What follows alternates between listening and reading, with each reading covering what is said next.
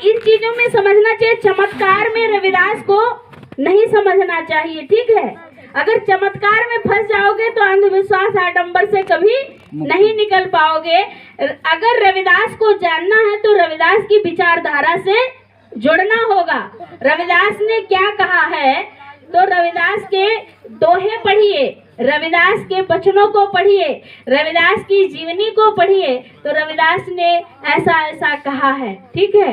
तो रविदास तो एक समानता के पोषक थे, समान विचारधारा को बढ़ाने वाले थे। इसीलिए रविदास ने कहा, ऐसा चाहूं राज में जहां मिले सबन को अन्न, और छोट बड़े सब सम बसे, रविदास रहें प्रसन्न।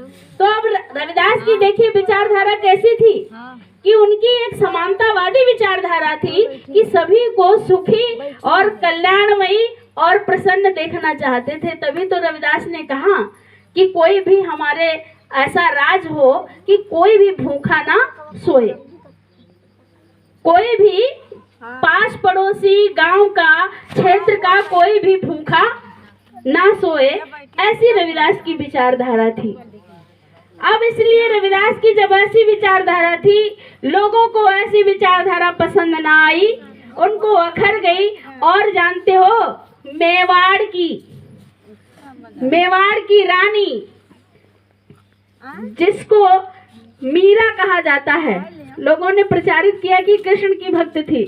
कृष्ण की भक्त नहीं थी वो, रविदास की भक्त थी मीरा। और जब रविदास की भक्त में लीन हो गई तो उनके जो परिवार के थे, राजा भोज की वो पत्नी थी, राणा सांगा की बहू थी। अब राणा सांगा को लगा कि हमारी बहू तो छोटी बिरादरी को गुरु बना लिया है, ये कैसे हो सकता है। तो उसको मारने का प्रयत्न किए, विष देने का प्रयत्न किया, लेकिन मीरा ने हार नहीं मानी। उन्होंने क्या किया कि 200 महिलाओं को इकट्ठा किया लगभग, और रविदास को चित्तौड़ बुलाती हैं। जब उनके विरोधियों को पता चला कि अरे अपने तो अपने आप उस रविदास की भक्त है ही है, और 200 महिलाओं को भी अपने साथ में रविदास का भक्त बना देगी, तो क्या किया, विरोधियों ने सोचा कि इसको भी खत्म कर दो। तो मीरा को खत्म करने के साथ साथ में रविदास को भी खत्म करने का प्लान बना लिया। और चित्तौड़ में ही उसी वक्त जब रविदास जाते हैं 200 महिलाओं को दीक्षा देने के लिए, उसी वक्त उनको वहां ठहराया जाता है, वहीं पर उनकी हत्या कर दी जाती है। तो इसलिए रविदास का जो जन्मदिन भी अगर मनाते हो, जन्मदिन याद रखते हो, तो उनका मरण दिन भी याद रखो। किस दिन उनकी हत्या हुई, किस दिन वो मारे गए, कैसे वो मरे, तो ये सब इतिहास पढ़ने से मिलता है। जो बाबा साहब कहते हैं, जिसका कोई इतिहास नहीं होता है वो कभी शासक नहीं बन पाता है।